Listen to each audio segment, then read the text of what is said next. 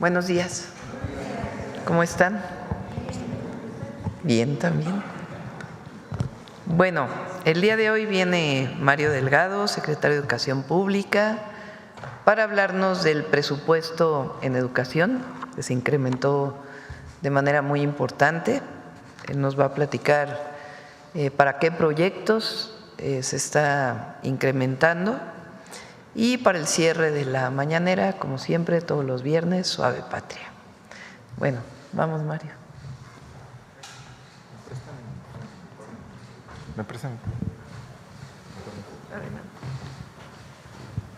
Muy buenos días a todos, a todas. Con su permiso, Presidenta, pues estamos muy contentos porque uno de los presupuestos que más aumenta junto con bienestar y salud es el de educación, lo cual revela la vocación que tiene nuestra presidenta en favor de la educación en México. Bueno, adelante, por favor.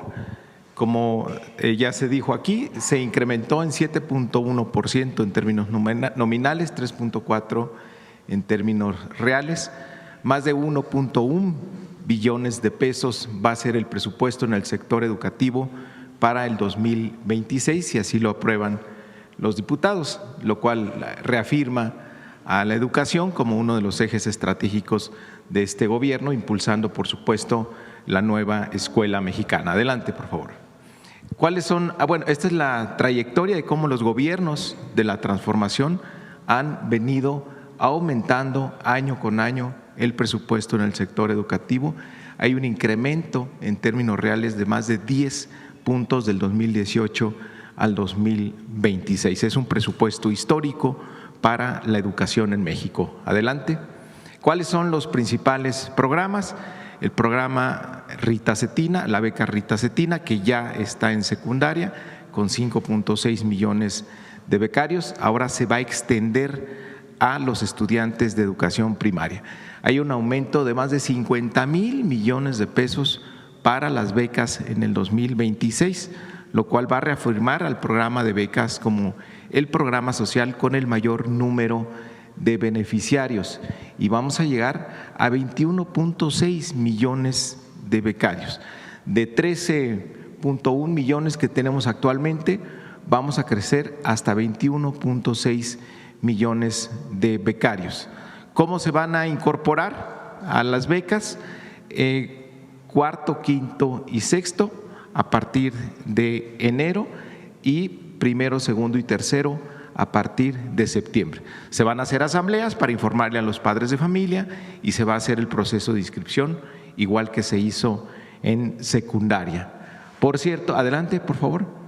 Bueno, por cierto, quiero reiterar el aviso para las y los estudiantes que acaban de ingresar a primero de secundaria, que este 15 de septiembre, Presidenta, no solo les va a tocar dar el grito de independencia, sino que también ya se tienen que inscribir en el sitio de becarritacetina.gov.mx para que les llegue ya su beca. Los estudiantes de primero de secundaria que están iniciando el ciclo, por favor, inscríbanse a partir de este lunes en el sitio de becarritacetina.gov.mx.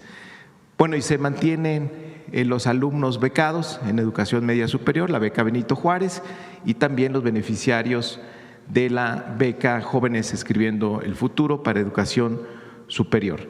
En total, en el 2026, el presupuesto de becas va a superar los 185,000 millones de pesos. Adelante, por favor. La escuela es nuestra, incrementa en 1,000 millones de pesos, lo cual nos va a permitir tener la cobertura, llegar al 100% de todas las preparatorias públicas. En este año se está haciendo la mitad, el siguiente año nos va a permitir llegar a 6,000 planteles, lo cual el 100% de las prepas públicas habrán tenido la intervención de la escuela es nuestra. Y también con las 75,000 escuelas que vamos a cubrir de educación básica, se va a llegar ya a una cobertura del 65% de estos niveles en toda la República. También se está priorizando a los planteles que tienen una mayor marginación y habrá un programa especial para ello que más adelante anunciará la presidenta Claudia Sheinbaum. Adelante, por favor. Sigue la expansión de media superior, que nadie se quede sin lugar. Habrá una inversión de más de 5,000 millones de pesos en infraestructura para abrir 50,000 nuevos lugares, con 20 preparatorias nuevas, 60 ampliaciones y 30 telebachilleratos. Sigue la expansión de educación media superior del bachillerato nacional con la idea de que nadie se quede fuera, como dice la presidenta, de que todas y todos los jóvenes en nuestro país tengan el derecho de ejercer el derecho a la educación. Adelante. Bueno, la meta, como lo dijo la presidenta en su informe de gobierno, son 120,000 lugares, pero en el 2026 con estos 50,000 vamos a llegar ya al 73% de la meta en toda la administración, sumando los 38,000 que estamos abriendo este año, más los 50,000 del 2026. Vamos a llegar al 73% de la meta en el 2026. Adelante, por favor. Se mantienen los apoyos para la educación superior en nuestro país. Pusimos algunos ejemplos, cómo se incrementa el presupuesto de la UNAM, llegará a 53,700 millones de pesos, al Politécnico 22,400, a la UAM, más de 10,000 millones de pesos.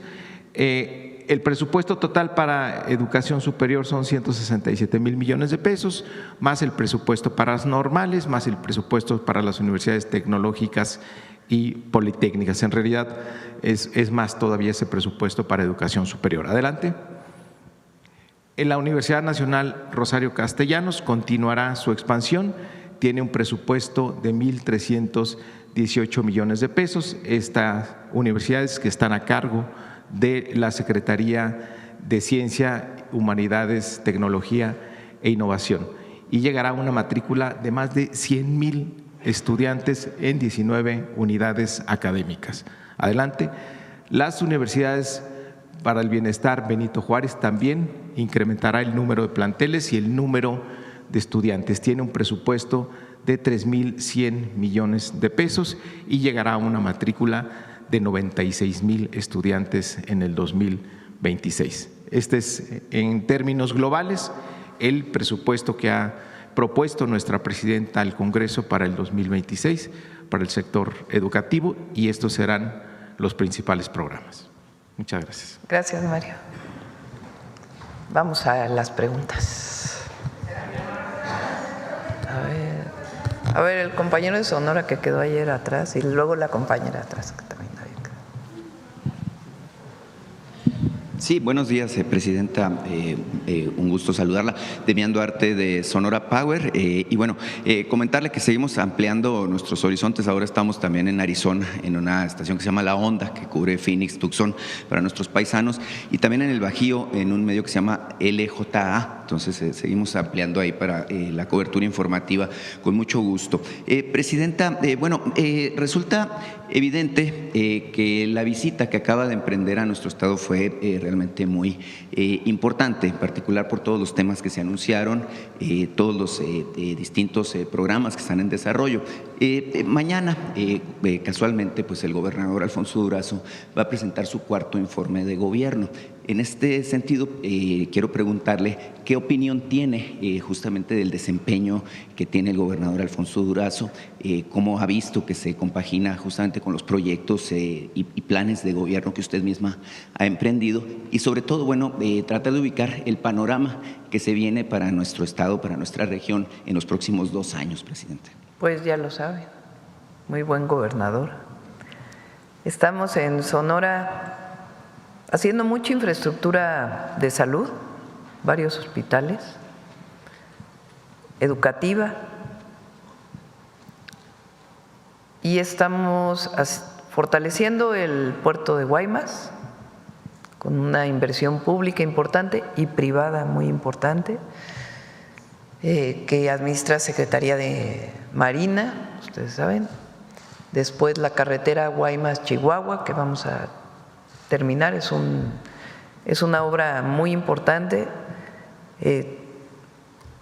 son varios miles de millones de pesos en esta carretera y vamos a ir año con año avanzando. Es muy importante porque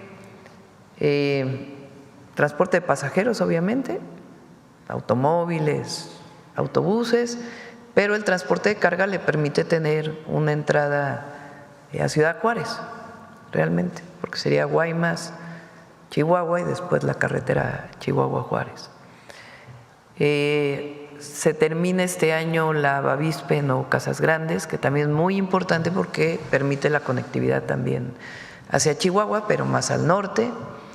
Se está trabajando en distritos de riego, principalmente en el sur de Sonora, en un programa de agua, de abasto de agua para sobre todo la capital. Y ahora anunciamos este proyecto integral junto con los ganaderos y el gobierno del estado para fortalecer la producción de carne en Sonora, no solamente la exportación de cabezas de ganado, sino también la producción pues de una de las mejores carnes del país. Sí, la verdad es que la presencia de usted, Presidenta, por cuarta ocasión, de manera oficial, pues no, como Presidenta de la República, pues fue muy importante para nosotros. Es decir, nos da la certeza de que hay una atención directa por parte de la Presidenta de la República. En el pasado, el expresidente Andrés Manuel López Obrador también tuvo pues esta atención. Usted sabe que Sonora, por la lejanía, pues en el pasado no era considerado de ninguna manera como prioridad de los gobiernos, no había infraestructura, no había hospitales, no había prácticamente nada, ¿no? Nos dejaban a nuestra suerte y en ese sentido pues hay mucho agradecimiento. Usted que estuvo ahí en el Centro de Usos Múltiples, yo estuve en el acto, pues pudo ver las muestras, ¿no?, de cariño que hay de los sonorenses. Había un letrero gigante ahí que decía Claudia, Sonora te ama, y algunas cosas así, manifestaciones que son pues muy propias de nuestro pueblo. Estamos realmente muy comprometidos, muy agradecidos también con todo el trabajo y el empeño que usted ha hecho, así que muchas felicidades por su primer informe y bueno, pues he reiterado que usted está invitada permanentemente a nuestra tierra. Presidenta, relativo a los proyectos de infraestructura, hace un mes le platicaba yo aquí de una situación que tiene que ver con una de las fronteras importantes, el caso de Agua Prieta. Mire, recientemente se arrancó incluso con los trabajos de construcción de la nueva garita, ¿no?, que nos va a conectar de manera muy eficiente con Douglas. Nada más que es paradójico porque, bueno, usted sabe, está la carretera Federal 2 que atraviesa por ahí, pero falta la vinculación. Yo le decía que hubo un litigio ahí con el ejido de Agua Prieta, que ya terminó, o sea, ya hubo una resolución judicial donde se ordena que se le pague al ejido el derecho de vía, pero el detalle es que sigue la obra pues en calidad de obra negra, ¿no? Y entonces en este sentido hay inquietud allá porque es la vinculación de la carretera federal hacia la frontera, que es lo que está pendiente. Entonces en ese sentido pues sería muy importante continuar ese proyecto que bueno pues se quedó ahí a medias, ¿no? De acuerdo. Y bueno, Presidenta, hay muchos temas relativos a lo que tiene que ver justamente con su primer informe de gobierno. A mí me generó mucho impacto el dato que usted dio, que creo que es el de los más relevantes en términos de que México es hoy por hoy el segundo país con menores niveles de desigualdad en todo el continente americano. Creo que es un dato muy importante que debe ser subrayado y repetirse. Ahora, en este sentido, veo yo con mucho interés lo que usted bueno, ha presentado como propuesta de presupuesto, ley de ingresos, presupuesto de egresos, los criterios generales de política económica que hablan de bueno, volver a la vía del crecimiento de la economía hasta 2.8%. Decía el secretario de Hacienda, Edgar Amador, que México puede sorprender al mundo en términos de lo que es el potencial que tiene su economía, su crecimiento, todo lo que se viene haciendo y construyendo con el Plan México y toda esta visión, donde incluso pues usted acaba de mencionar el tema de la carne, ¿no?, que nosotros creemos que es la mejor carne del mundo, además la que producimos en Sonora. Ahora, yo le quiero preguntar en este sentido ok, tenemos los resultados, tenemos el plan, tenemos la visión. ¿Qué expectativa tiene usted justamente para nuestro país en los próximos años? Es decir, vemos que salieron 13.400.000 personas de la pobreza multidimensional, 17 millones salieron de la pobreza por ingresos, pero obviamente que podemos pensar que el cielo es el límite al respecto, pero yo quisiera preguntarle muy puntualmente qué envisiona usted como Presidente de la República en esta etapa de lo que pudiera ocurrir con México. ¿Dices en pobreza o en general? En el caso de la pobreza es importantísimo, obviamente, pero obviamente en general también, ¿qué es lo que usted ve de nuestro país? Yo digo, México puede ser pues la potencia emergente del momento. Usted ha dicho, cuando presentó el Plan México, que tendríamos que convertirnos en una de las 10 economías más grandes y más potentes del mundo. Bueno, en ese sentido yo quisiera una opinión en general de qué es lo que usted ve. El objetivo es, durante mucho tiempo se habló solo del crecimiento económico. Esa era la medida preferida del neoliberalismo: crecimiento, crecimiento, crecimiento, que es producir más riqueza en los países. Muchos países que crecieron no necesariamente disminuyeron pobreza ni disminuyeron desigualdad. Nuestra visión no solamente es crecer, sino distribuir la riqueza para disminuir la pobreza. Hay 3 acciones que se siguieron con el presidente López Obrador que fueron claves para disminuir la pobreza y las desigualdades. Uno fue el aumento salarial, el salario mínimo, que entre 2018 y 2025, ya con el 12% que aumentamos nosotros, tiene un aumento de 135% en términos reales. Se pasó el salario mínimo de 3,000 y poquito a más de 8,000, 8,600 hasta ahora, ¿no?, el salario mínimo. Y en términos reales, es decir, quitando inflación, 135%. Aumentar el salario mínimo tiene un efecto redistributivo. Primero, porque no solo aumenta el salario mínimo, sino los otros salarios, el que sigue del salario mínimo, salario medio también aumentó. Es decir, todos empezaron a ganar más, todos los trabajadores y trabajadoras, producto del incremento al salario mínimo. O sea, hay una empresa que produce y antes le pagaba a los trabajadores poquito y ahora le paga más, pues hay distribución de la riqueza generada por esa empresa. Entonces, ese es el primero para disminuir pobreza y desigualdad. El segundo son los programas de bienestar, que son transferencias directas del gobierno que vienen de erradicar gastos suntuarios del gobierno y corrupción, porque de otra manera no se podría haber hecho. El que este año, el 2026, casi 1 billón de pesos, 1 billón, o sea, 1 millón de millones de pesos va a ser distribuido a través de los programas de bienestar, que son nuevos derechos sociales. Adultos mayores que tuvieran pensión o no y tienen 3,100 pesos mensuales por adulto mayor de transferencia directa, más todos los programas de bienestar, las becas importantísimas para poder mejorar la atención a las niñas y a los niños y además mejorar los ingresos de las familias que tienen hijos en edad escolar. Y el tercero tiene que ver con la obra pública que se abandonó durante tantos años.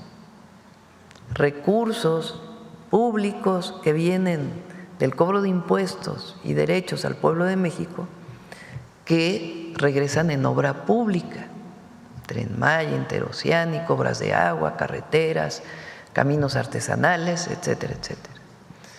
Esas 3 acciones, entre otras, que tienen una visión de un proyecto económico distinto, pues colocan hoy a México en una situación completamente distinta a la que tenía en 2018, de ser uno de los países más desiguales del mundo.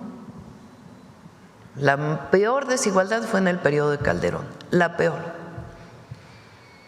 a hoy ser medido un índice de desigualdad que se llama el índice de Gini.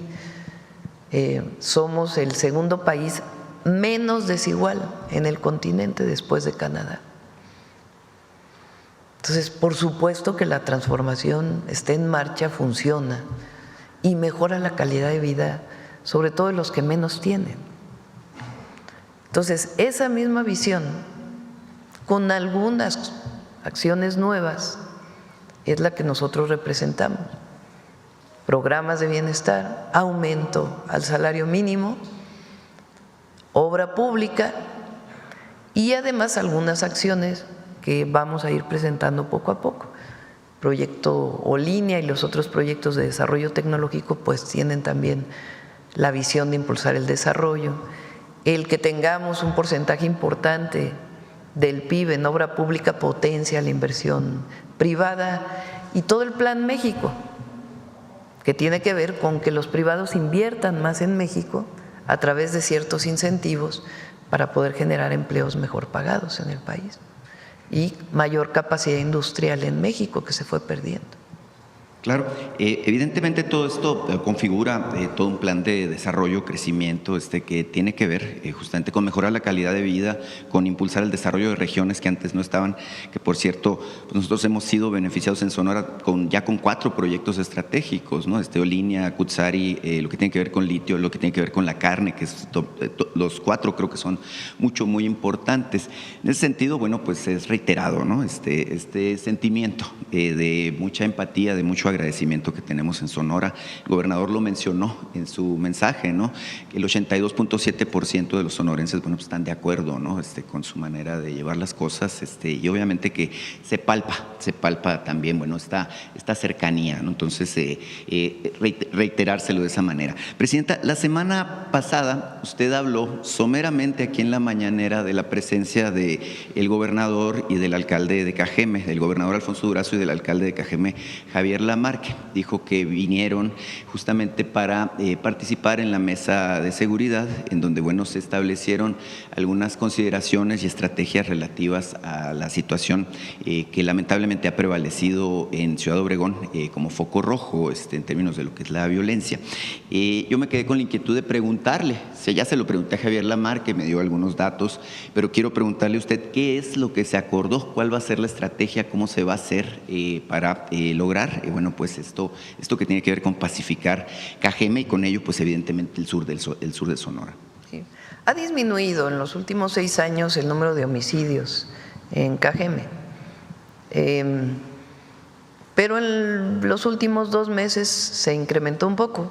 Ayer, por ejemplo, estuvo la gobernadora de Chihuahua y el presidente municipal de Ciudad Juárez en el gabinete de seguridad. Chihuahua también tiene en el último mes, o sea, mes de septiembre, se están incrementando un poco los homicidios. Entonces, cuando vemos eso, llamamos al gobernador, al presidente municipal, no solamente es en Ciudad Juárez, también en Chihuahua ha aumentado, pero en este caso nos concentramos en el norte de Chihuahua, en Ciudad Juárez. Hablamos con ellos, nos dicen qué es lo que están planteando y tomamos acuerdos de mayor coordinación para disminuir el delito y no esperar a que la tendencia pues nos rebase. Lo mismo es en el caso de Sonora y particularmente de Cajeme, que ha ido aumentando en el último mes y medio un poco los homicidios. Entonces, ahí acordamos mayor coordinación en temas de inteligencia, investigación que lleven a detención de presuntos delincuentes vinculados con estos homicidios, pero también el fortalecimiento de la atención a las causas. Ahí está ya trabajando Secretaría de Gobernación con este programa. Es una zona de mucha producción agrícola. Entonces, ahí en San Quintín y en otros, San Quintín en Baja California, en Cajeme lo vamos a empezar a hacer, en Michoacán, en el caso del aguacate, estamos trabajando en el tema de jornaleros agrícolas, porque viene mucha migración. Y no es que la migración esté asociada al aumento del delito, sino que genera condiciones de venta de estupefacientes por la sobreexplotación que a veces existe y el uso de metanfetaminas. Entonces estamos entrando en un programa, particularmente en Cajeme, que tiene que ver con eso, de disminución de consumo de drogas y al mismo tiempo de atención a la población que viene de otros lugares a Cajeme a trabajar para que pues vivan en mejores condiciones y no haya la sobreexplotación del trabajo. Y eso pues evidentemente también va a ayudar. Sí, evidentemente tiene usted razón, se ha detectado un problema de deterioro del tejido social relativo al consumo y esto ha propiciado que haya venta, válgame pues, al menudeo, lo que le llaman el narcomenudeo, justamente a este sector, a este segmento que son los jornaleros agrícolas. Ahora, hay una intencionalidad de cambiarle un poco justamente la cara al sector productivo de Cajeme, es decir, se ha enfocado por el Valle del Yaqui, lo cual es muy bueno para todo Sonora, evidentemente, y para todo México, porque es el granero de México, cambiarle un poco el perfil y la vocación productiva a esta región. Y bueno, se ha planteado aquí la posibilidad de que se construya uno de los polos de desarrollo para el bienestar, justamente con esta visión para el sur de Sonora, particularmente a partir de lo que es Cajeme. Y hay un proyecto que creo que es muy importante, interesante, y creo que usted le va a inquietar. Sí, nos lo ha pedido Javier, y estamos en eso. Que es construir una ciudad universitaria en Cajeme. Hay 19 centros educativos de educación superior ahí en Ciudad Obregón. Obviamente esto le cambiaría en mucho también la perspectiva a Ciudad Obregón, a Cajeme, obviamente a todo el sur de Sonora. Evidentemente, bueno, pues es como una cartita que nosotros tenemos ahí a Santo Claus, ¿verdad? Con la expectativa de que eventualmente pueda cumplirse y lleguemos a esto. Muchas gracias, Presidenta. Gracias. Ahora vamos atrás, la compañera que estaba desde ayer.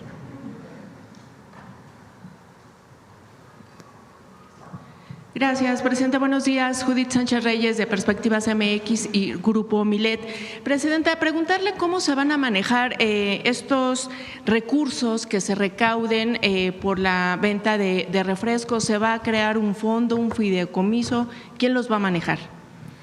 Primero, reitero que el objetivo no es recaudar, sino no recaudar. En el caso de los refrescos, lo que queremos es que disminuya el consumo de las bebidas azucaradas. Que por cierto, ayer estaba viendo que en la red X lanzaron ahí una campaña, hicimos un análisis, no lo traemos, pero 90% son bots de esa campaña, pagada no sé por quién, en contra del peso adicional al costo del refresco de 600 litros. Repito, con 2 refrescos menos que se tomen al mes, si es que uno toma diario, con eso pues no afecta el bolsillo y eso es lo que queremos. Ahora, si se llegara a recaudar más, en el presupuesto de egresos de la Federación está establecido que va directamente a un fondo en salud. ¿Para qué se va a utilizar? Para las estrategias que se plantearon el día de ayer para atender el problema de diabetes, hipertensión, que está vinculado al consumo excesivo de bebidas azucaradas, y también lo que tiene que ver con la atención de hemodiálisis, de la enfermedad renal, que es uno de los padecimientos más tristes y dolorosos para la gente y que requiere pues una intervención de muchos recursos económicos para mantener con buena calidad de vida a la gente. Pero este fondo ¿lo va a manejar directamente la Secretaría de Salud o la Secretaría de Hacienda? ¿O? Secretaría de Salud. Va a Secretaría de Salud y va a ser muy transparente. Eso se va a poder consultar de manera permanente. Sí, sí, sí. Gracias, Presidenta. En su primer informe usted abordó varios temas, diversos rubros, pero no comentó nada acerca de, por ejemplo, ciencia y tecnología, deporte y cultura. En ese sentido, cuáles fueron pues las principales acciones o proyectos, avances que se dieron en esas materias durante este casi primer año de su Sí, lo comenté. gestión? A ver si me das el pedacito de cómo aumentaron las becas de posgrado, tanto nacionales como al extranjero. Se incrementó también ahora les digo, a ver, el pedacito del informe, el número de proyectos financiados de ciencia y además están los proyectos estratégicos como Olinia, Cutsari, para el desarrollo de investigación en innovación y tecnología, además de proyectos vinculados con ciencias sociales y humanidades. Son cerca de 6 proyectos estratégicos que se están financiando también de ciencias sociales y humanidades. Por ejemplo, uno de ellos es cómo evitar que se sigan perdiendo el uso de la lengua indígena, lenguas indígenas, de las lenguas de los pueblos originarios, de las 68 lenguas. Es uno de los proyectos estratégicos que nos va a decir pues qué tenemos que hacer a partir del próximo año en esta perspectiva. El próximo año trae un aumento y por primera vez vamos a dar también nuevas plazas en institutos de investigación que desde hace muchísimos años no se daban. ¿Cuál es el porcentaje de aumento en ciencia y tecnología, Presidenta? No lo tengo en este momento, pero ¿Y en deporte y cultura? En deporte trae un poco menos de presupuesto, igual que en el caso del INA, es lo que les decía el día de ayer. Se comunicaron, por cierto, ayer se me olvida el nombre del área administrativa nueva del Poder Judicial, órgano de administración, de que en efecto van a hacer una revisión del presupuesto del Poder Judicial. Nosotros estimamos que de lo que pidió la anterior presidenta de la Corte a lo que realmente necesitan, se puede disminuir el presupuesto del Poder Judicial como en 15,000 millones de pesos. Que lo que le estamos pidiendo a la Comisión de Presupuesto es que sean distribuidos en deporte, en el INA, una parte en cultura y otra parte en inversión pública. Por ejemplo, en cultura se prevé un recorte de 16.1%. En ese sentido, ¿qué medidas pues tomará su gobierno para mitigar el impacto? La idea es que el presupuesto que se apruebe este año por el Congreso tenga un aumento. ¿Por qué no lo pusimos de origen? Pues porque el objetivo es disminuir el presupuesto que presentó la antigua presidenta de la Corte, que tenía un aumento absolutamente exagerado. ¿Por qué no lo movimos desde el inicio? Porque hay una ley que dice que el presupuesto que envían los organismos autónomos tiene que ser puesto en el presupuesto tal cual lo enviaron. Y el único que lo puede modificar es el Congreso. Entonces, la Corte aumenta su presupuesto, el Poder Judicial aumenta su presupuesto de acuerdo con lo que pidió la expresidenta de la Corte, Norma Piña, a el Congreso en 15% de aumento. Si van a disminuir los salarios, va a haber una política de austeridad en la Corte, pues evidentemente no necesitan 15% más. Solo que ya el nuevo Poder Judicial no tuvo tiempo de revisar esa solicitud y ajustarla. Nosotros le planteamos al Congreso que se disminuya ese presupuesto porque no lo necesitan para poder cumplir con sus funciones y que se aumente el presupuesto particularmente en deporte, en el INA, en cultura y en inversión. Y algunas universidades que salió su presupuesto un poco más bajo que el año pasado.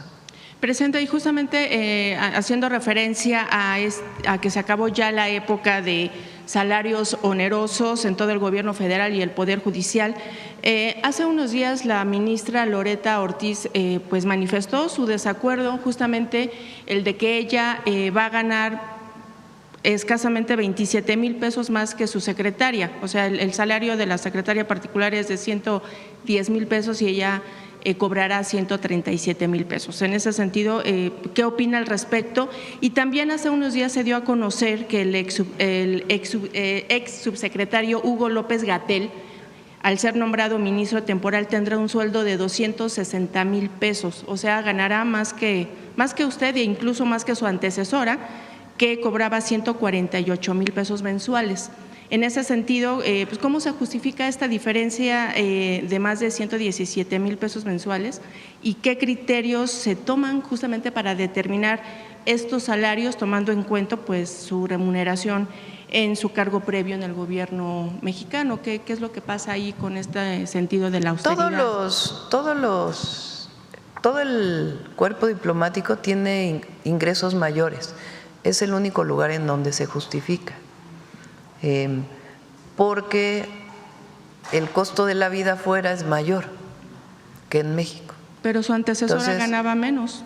No, tiene que ganar lo mismo que la antecesora, no no hay un aumento de salario para él. No sé de dónde tienen esta información, pero no debe ser lo mismo que gane, no hay un aumento en particular.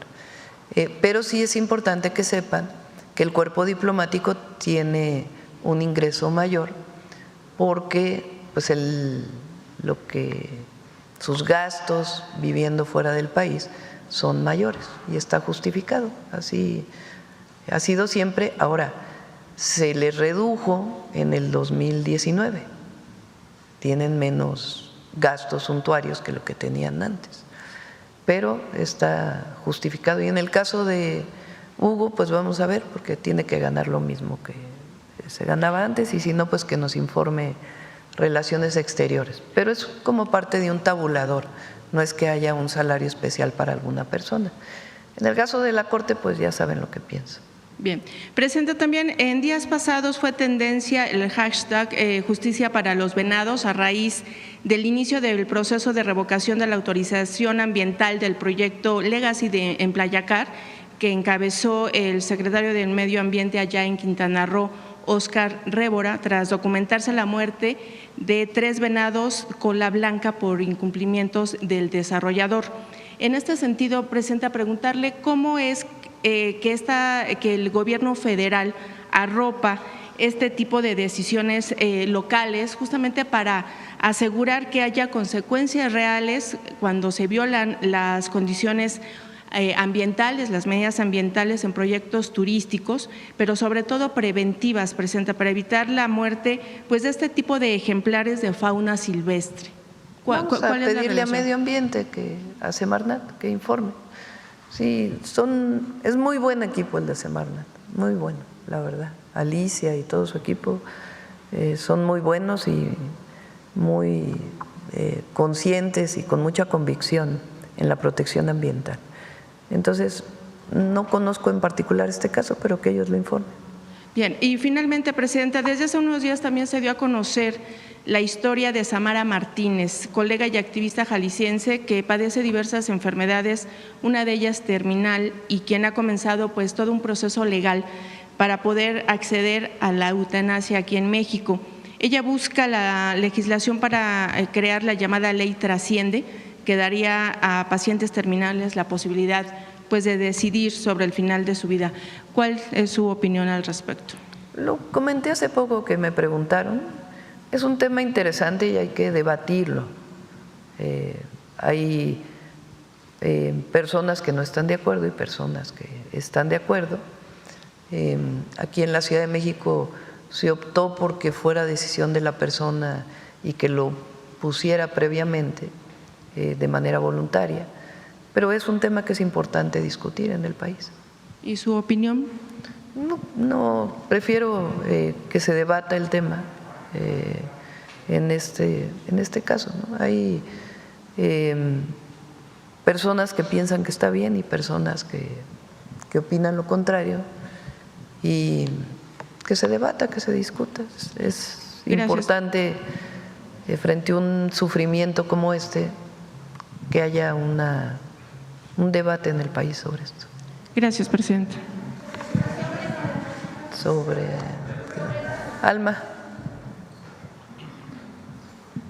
Gracias, Presidenta. Buenos días.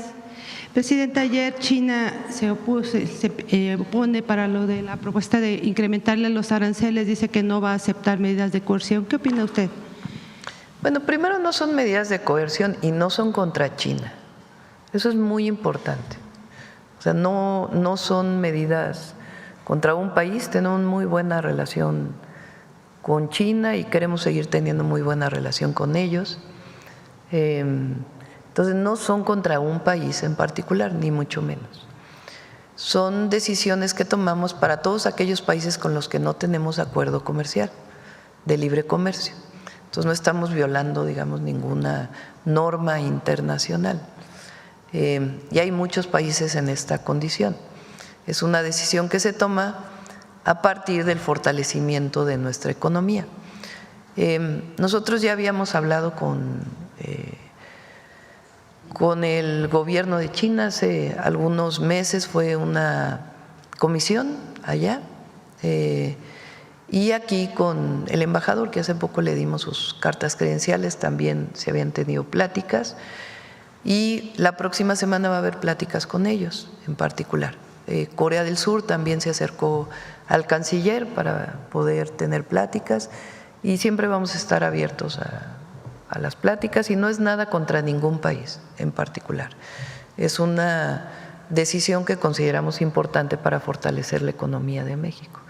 Pero la plática con todos está abierta. Entonces no son ni discriminatorias, ni de coerción, ni nada que tenga que ver con eso.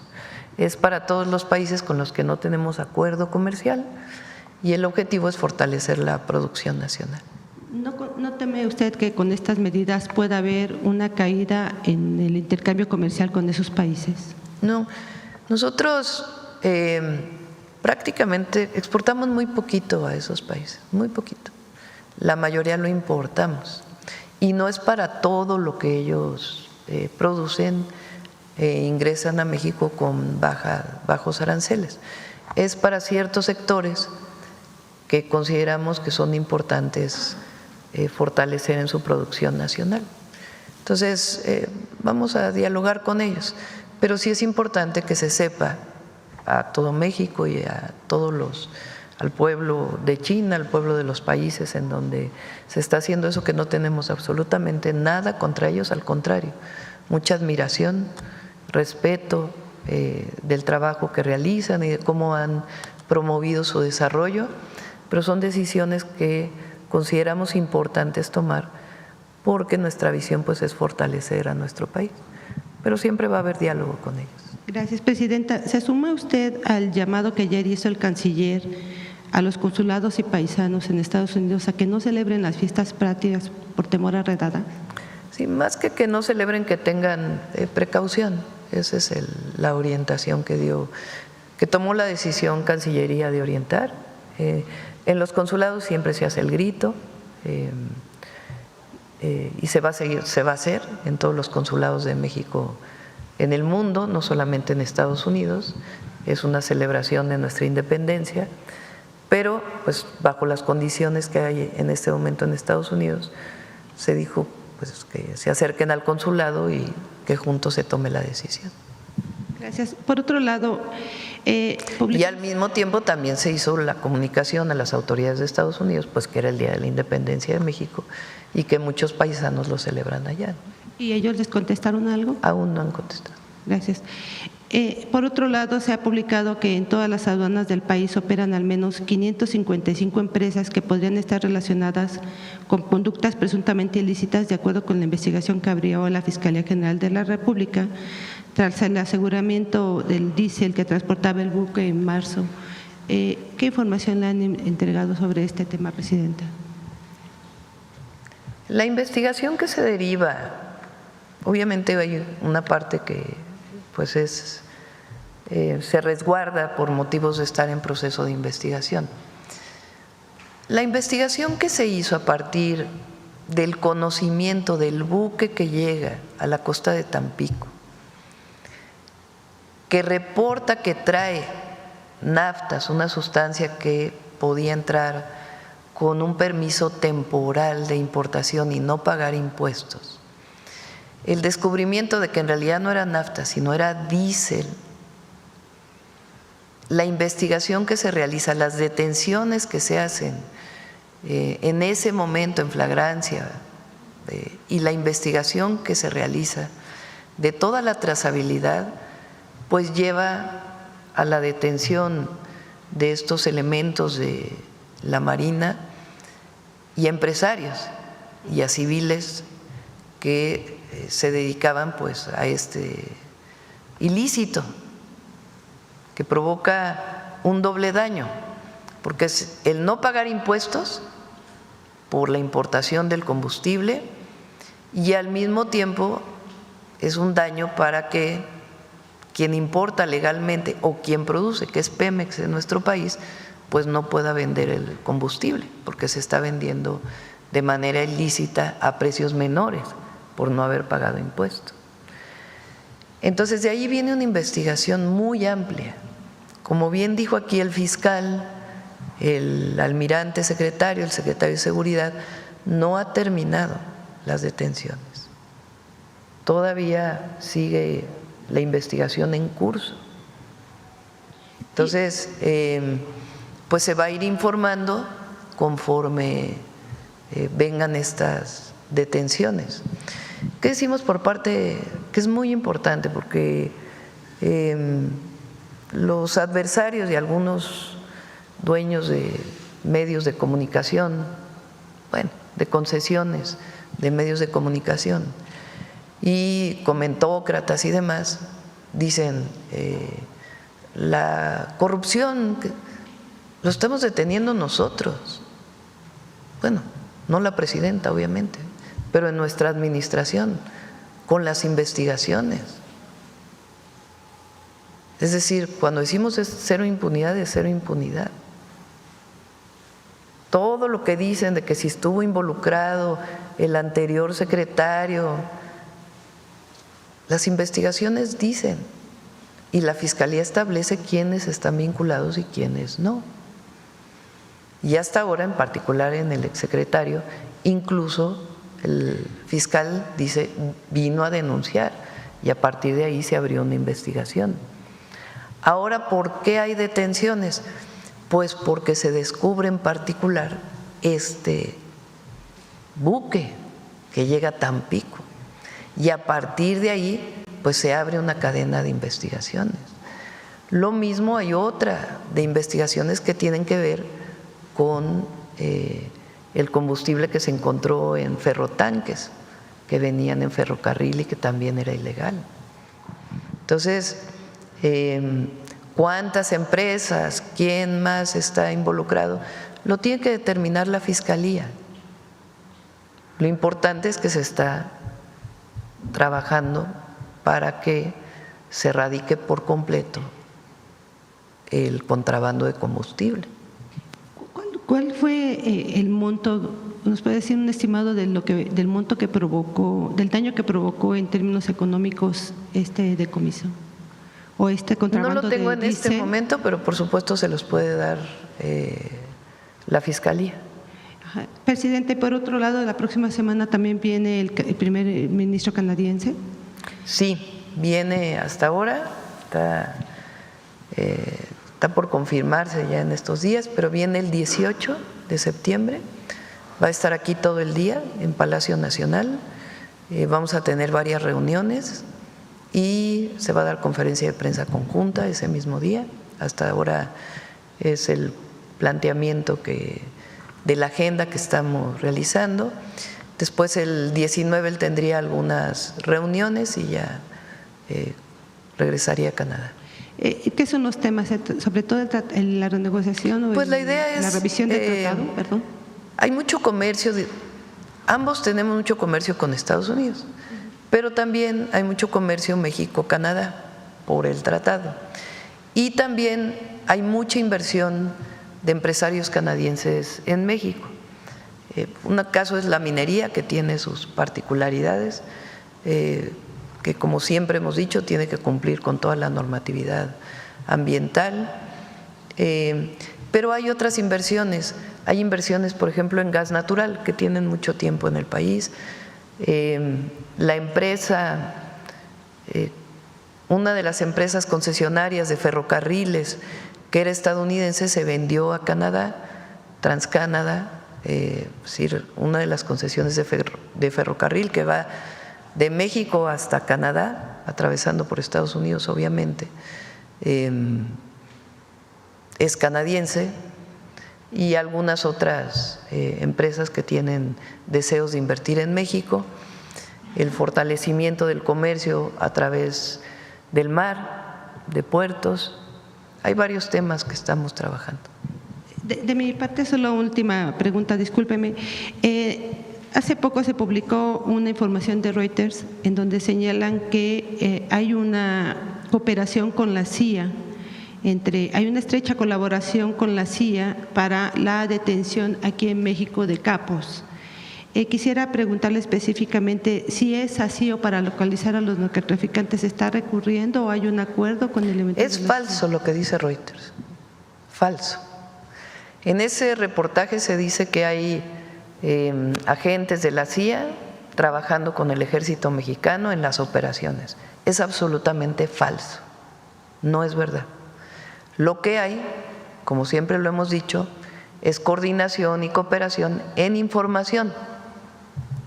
Información que tiene Estados Unidos de sus agencias, se comparte con las instituciones del Gabinete de Seguridad y una vez que se tiene confirmada esta información, se opera en México por los propios elementos de defensa, de Marina o de la Secretaría de Seguridad y Protección Ciudadana o de la propia Fiscalía.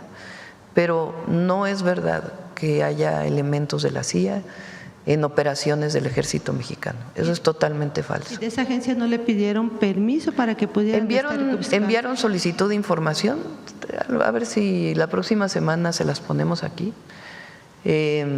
Finalmente no se contestó a la información pero sí se les dijo que era falso. O sea, no se contestó por escrito, pero sí se les dijo que lo que estaban presumiendo ahí no tenía fundamento. Gracias. Educación. A ver, ¿quién más? ¿Quién más? A ver acá.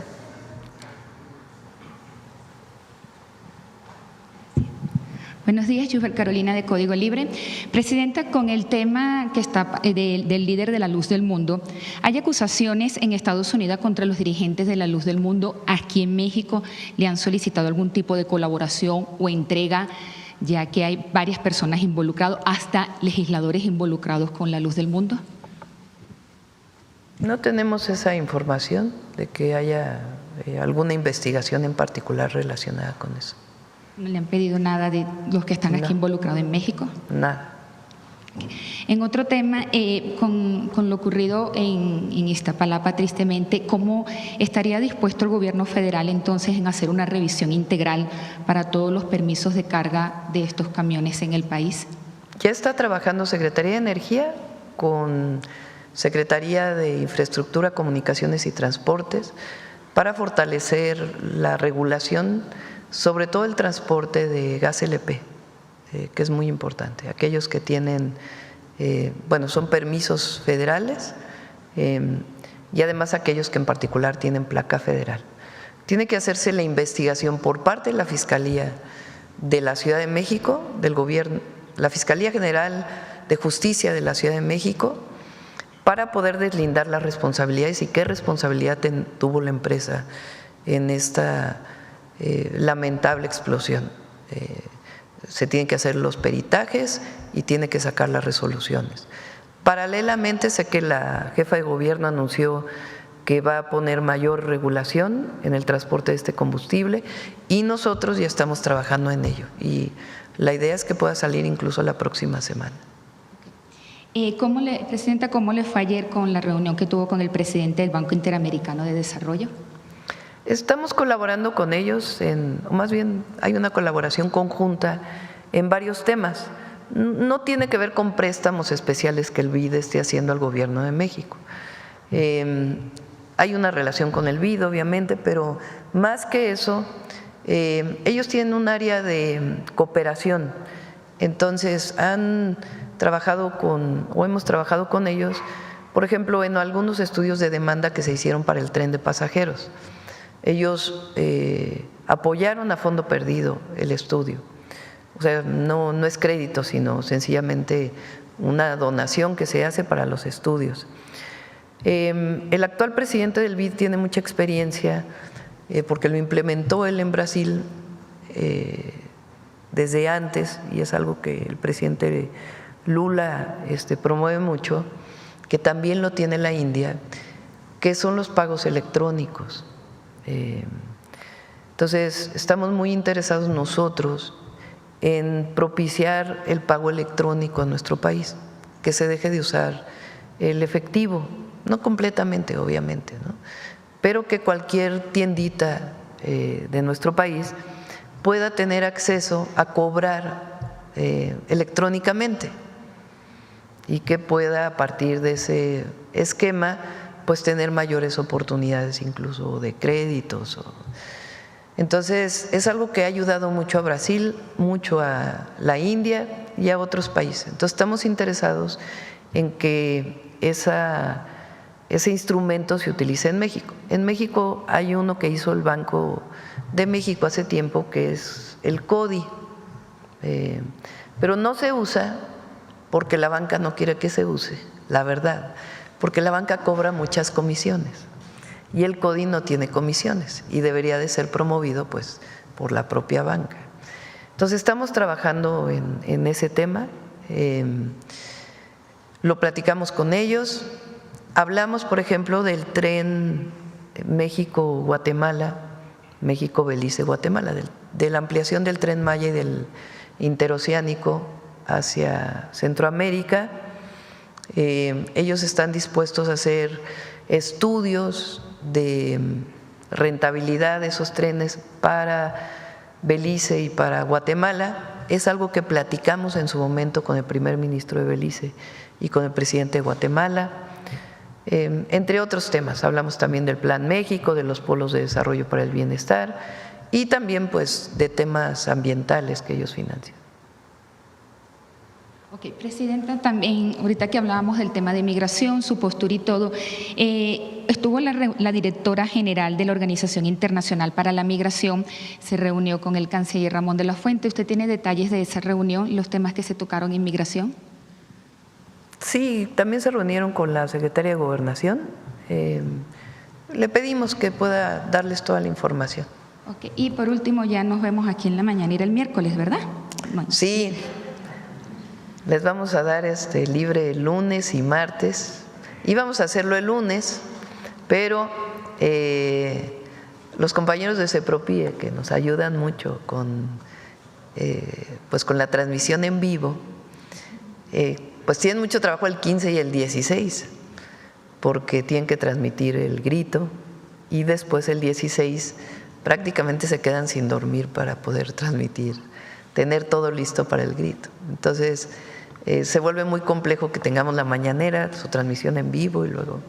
Entonces, esa es la razón por la cual 15 y 16 no va a haber mañanera y nos vemos hasta el miércoles. Bueno, nos vemos en el grito, espero que estén.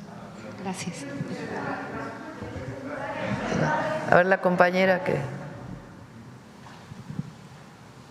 Buenos días, Presidenta. Yana Alcántar, de PopLab de Guanajuato.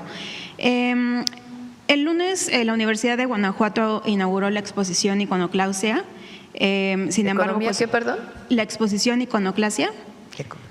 Sin embargo, unos días después, el jueves, pues ya estaba desmontada. Fue creada por Eder Damián Martínez Recendis, estudiante de la licenciatura en Artes Visuales, y bueno, fue clausurada cediendo a la presión que ejercieron en redes sociales católicos practicantes, grupos conservadores y la propia Iglesia Católica, quienes consideraron la muestra como una falta de respeto y una ofensa al uso de imágenes y símbolos religiosos. Asimismo, en el estado de Guanajuato, el gobierno planea llevar a las escuelas un programa de educación sexual basado en el modelo construido por el Centro Las Libres, el cual es referente en la promoción de los derechos de las mujeres. Sin embargo, pues también grupos conservadores han mostrado su inconformidad porque aseguran que se va a promover el aborto y la confusión de género. En su opinión, o también si nos puede responder el secretario Mario Delgado, ¿cómo se puede garantizar que en instituciones públicas y laicas prevalezca la libertad de expresión y de creación sobre los intereses de iglesias y grupos conservadores? ¿Quieres conocer? Bueno, en todo el sistema educativo, la Secretaría de Educación Pública es la autoridad, es la quien determina los planes y programas. Y el espíritu de la nueva escuela mexicana, uno de los pilares, es la autonomía profesional docente, donde se le da la libertad a las y los maestros como profesionales de la educación de decidir cómo llevan a cabo en el aula, en la escuela y en la comunidad las experiencias de aprendizaje. Todo el modelo pedagógico se basa en eso. Hay una serie de contenidos en educación primaria, en educación secundaria, y ellos tienen la libertad de ejecutarlos. Ninguna autoridad estatal podría prohibir algún contenido como tú lo estás señalando. Gracias. Y, Presidenta, ¿qué La mensaje? educación pública en México es laica. Eso es producto de la reforma del siglo XIX. Y al mismo tiempo hay libertad de profesar cualquier religión. Y hay que respetar a quien profesa una religión. Pero la libertad conlleva al respeto de todas las expresiones. Entonces, cuando se defiende la libertad, pues hay que defender la libertad en la expresión de artistas, respetando también a quien no está de acuerdo. Pero el que no está de acuerdo también debe respetar a quien no está de acuerdo con el que no está de acuerdo. Esa es la libertad en México. La libertad lleva respeto y responsabilidad. Entonces, eso por un lado, y por otro, la educación es laica. La pública es educación laica. Y la educación sexual es muy importante para prevenir que una joven pueda tener embarazo adolescente, que tenga información. La información es fundamental. Y eso es algo no de nuestro gobierno. Tiene pues más de un siglo en nuestro país. Y en particular en la educación sexual también tiene 40 años, 50 años. Entonces es muy importante el respeto a la laicidad, así como el respeto a quien tiene una religión y la profesa. Y en este sentido, Presidenta, ¿qué mensaje le podría enviar a los jóvenes creadores que hoy sienten miedo de expresarse por temor a represalias institucionales o sociales, cuando el arte justamente debería ser un espacio de crítica y reflexión? Porque justo ayer estudiantes de la Universidad de Guanajuato pues se manifestaron sobre esta situación. Sí, debe haber libertad de expresión, siempre. O sea, fíjense, en general los más conservadores son los que defienden la libertad.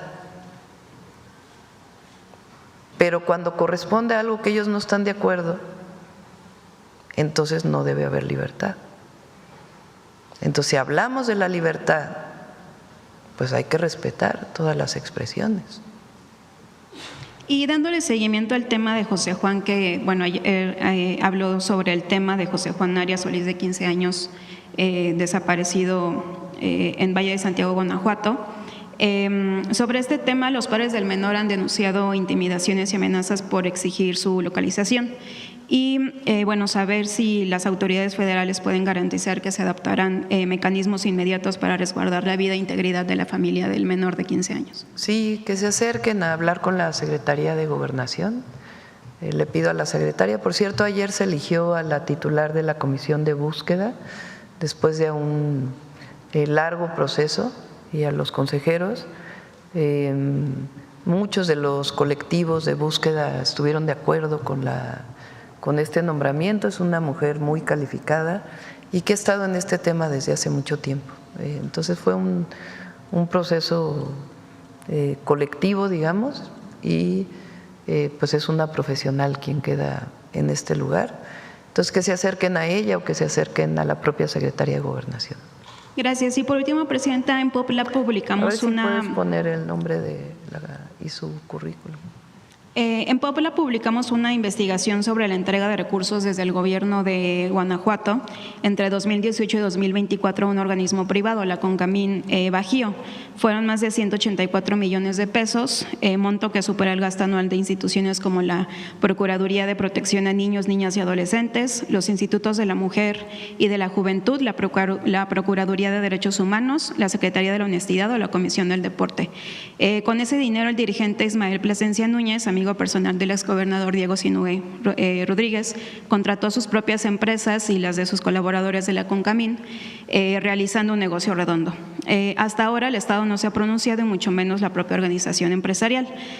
También han sido particulares quienes han presentado denuncias al respecto ante los órganos de fiscalización estatales. Presidenta, sabemos que es un tema local, pero nos gustaría conocer su opinión al respecto, sobre todo porque hemos estado solicitando el posicionamiento de la CONCAMI nacional y la respuesta de su dirigente nacional, Alejandro Malagón, es el silencio absoluto. Vemos a los empresarios muy críticos de posturas oficiales, a lo cual tienen derecho, pero absolutamente omisos cuando los abusos y las irregularidades ocurren entre sus propios agremiados. ¿Y esta investigación está en alguna fiscalía o en alguna institución? Pues digamos que de PopLab se hizo una denuncia ante la fiscalía, pero bueno, desde parte de CONCAMI no se ha tenido una respuesta. Pues le pedimos ahí a la secretaria, a lo mejor no tiene atribuciones en este caso, porque es recurso estatal, pero le pedimos a Raquel que pueda revisar el caso. Gracias. Sí, a ver qué aquí. Luego vamos para acá. Gracias, Presidenta. Buenos días. Bueno, si me permite preguntarle al secretario de Educación Pública, la última vez que nos visitó decía que todavía había unos 12,000 jóvenes que no habían logrado entrar al nivel medio superior por distintos motivos, porque quizá no concluyeron todo el nuevo proceso ahora que ya no hay el examen de Comipems. Se había abierto una nueva convocatoria. Saber de estos 12,000 si ya se lograron colocar después de la segunda convocatoria que hicieron, por favor. Así es, e incluso tuvimos alrededor de 15,000 más que no se habían inscrito y a todos se les ha asignado un lugar. Y quedó la estadística de que el 98% quedó en sus 3 primeras opciones. Entonces se pudo lograr que nadie se quede fuera en la zona metropolitana del Valle de México y pues validando este nuevo proceso de inscripción ya no hay examen, se hace directo a través de la plataforma Mi Derecho, Mi Lugar. Entonces tenemos más estudiantes, o sea, el haber quitado el examen motivó a más estudiantes a inscribirse a educación media superior. Muchas gracias. Presidente, entonces hablamos de que se redujo muchísimo más este rezago como otros años, ¿no? Sí, por cierto, no sé si traes ahora los números, sino para que otro día lo podamos ver. Han salido varias publicaciones en los medios o en las redes de que la deserción escolar es mucho mayor ahora. En realidad es un fenómeno, digamos, poblacional, que como nacen menos niños, desde hace ya algún tiempo, porque se ha reducido la tasa poblacional, antes se tenían 5 o 6 hijos, ahora las familias tienen 1 o 2 hijos en promedio. Obviamente hay familias que tienen más y hay familias pues que no tienen hijos, pero se ha reducido mucho la tasa poblacional desde hace ya varios años. Entonces, cuando llegan a la edad de 15 años, pues ya son menos los de 15 de hace 5 años que los de ahora. Entonces hay una reducción en esa pirámide poblacional, hay menos jóvenes porque hace 15 años pues hubo menos nacimientos. Entonces ese fenómeno poblacional lo están tomando como si fuera deserción, pero en realidad pues no es deserción, sino que hay menos población en ese rango de edad. No sé si lo traes ahora, adelante. Sí, efectivamente, como menciona la presidenta, han salido algunos estudios o unas organizaciones que argumentan que que está aumentando la deserción. Pues se tiene que considerar el factor poblacional. Es decir, el grupo de edad entre 6 y 11 años ha venido cayendo, pues por lo menos desde el 2015. Entonces, si tienes menos jóvenes, menos niños, menos niñas, evidentemente eso impacta en la matrícula. Pero la deserción se cubre en cuántos ingresan, por ejemplo, en primaria, que es a partir de cuándo se puede medir, cuántos ingresan en un ciclo a primaria y cuánta esa generación, cómo concluye 6 años después. Esa es la forma correcta de medir la deserción. Y ahí en primaria pues tenemos una cobertura del 100%. Los niveles de deserción en primaria son muy bajos. Y ahí, además, ahora con la beca Rita Cetina, pues eso se va a consolidar. Luego tienes el grupo poblacional entre 12 y 14 años, que sería el equivalente de secundaria. Y también ya tienes una tendencia poblacional hacia la baja, que también se ve reflejada en la matrícula. Y ahí sí hay un porcentaje de deserción que están alrededor del 3.7%. Ahora con la beca Rita Cetina nosotros estimamos que eso va a disminuir, pero tenemos una cobertura del 93% en secundaria. Y en el grupo poblacional de entre 15 a 17 años, ahí todavía sigue creciendo. La curva nos indica que el bono demográfico pues va a empezar a declinar a partir del 2030. Ahí todavía tienes incrementos en la población total, y ahí es donde tenemos el reto de evitar la desafiliación. La cobertura es de 80%. Presentábamos en las metas que estableció la presidenta en su informe de gobierno de llegar a 120,000 lugares más. ¿Para qué? Para que la cobertura se incremente a 85%. Por eso se están abriendo más espacios para ampliar la cobertura, y la reforma a media superior con el bachillerato nacional tiene como objetivo, al establecer el marco curricular común, tiene como objetivo evitar la desafiliación, retener a los jóvenes y que terminen su preparatoria, que es lo más importante. Ya tienen su beca Benito Juárez, se están ampliando los lugares para que nadie se quede sin la posibilidad de ejercer su derecho a la educación, y hay una reforma de la oferta educativa, de cómo se enseña y qué se enseña, para que los jóvenes estén contentos, quieran ir a la escuela, les entusiasme estar en su preparatoria. Habrá, como nos ha pedido la presidenta, mayores actividades deportivas, culturales, musicales, que fortalezca el sentido de pertenencia, que hagan muchos amigos, que la pasen bien y además aprendan. Esta facilidad también del marco curricular común, que permite la movilidad de un sistema a otro, pues va a evitar también la desafiliación. Entonces, ese es nuestro objetivo en ese grupo poblacional, y es donde más se está trabajando para evitar la desafiliación ahí.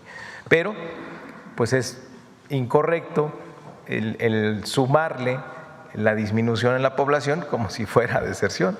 Siempre hay que comparar con el grupo poblacional vigente y evaluar su tránsito por el sistema educativo. Gracias, secretario. Y una disculpa, presidenta, no me presenté, Joana Flores, de Grupo ASIR.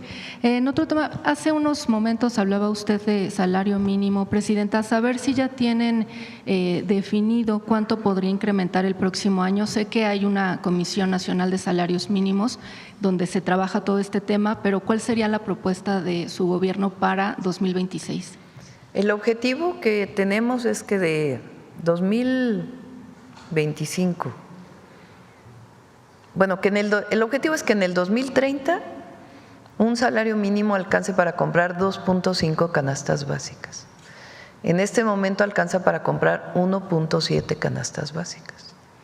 Entonces, así está calculado cuánto debe ser el incremento salarial de cada año.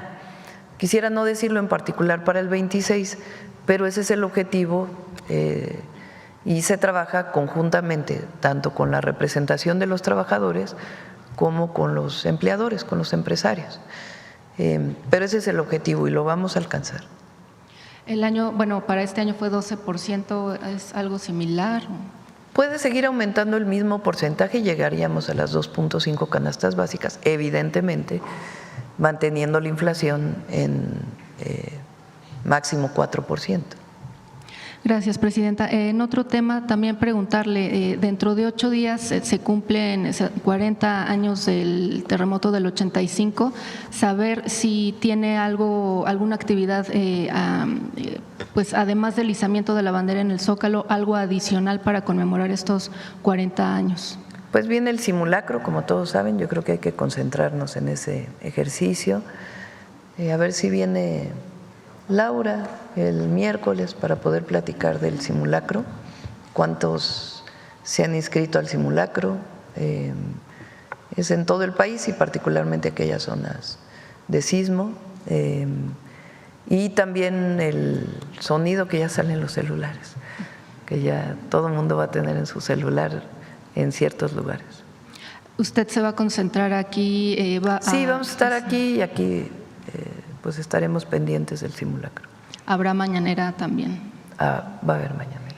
Y bueno, normalmente el izamiento tendría que ser después del izamiento de la bandera, ya nos pondríamos de acuerdo de la hora de la mañanera. Y finalmente, Presidenta, ayer acudió una comisión de activistas, empresarios, académicos de Sinaloa, explicaban que son las personas que marcharon el domingo pasado en Culiacán.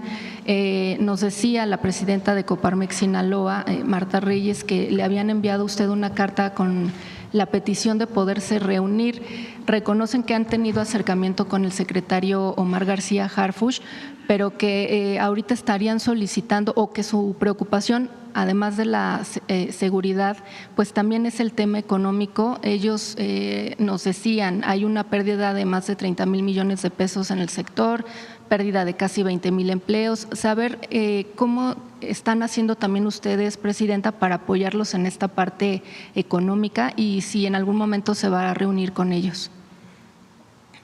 Por lo pronto se está reuniendo el Gabinete de Seguridad, estamos trabajando con el gobernador para lo que se requiera.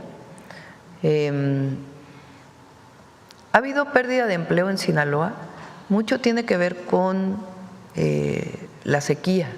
Ahorita ya afortunadamente ya está lloviendo, pero la principal pérdida de empleo es el sector agrícola y no está necesariamente vinculada al problema de violencia, sino más bien al problema de la sequía.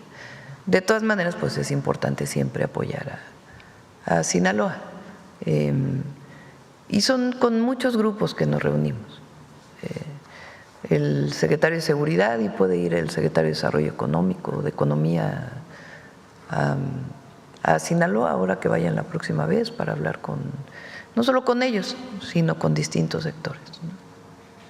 Muchas gracias. Porque hay, bueno, ya ni me quiero meter, mejor.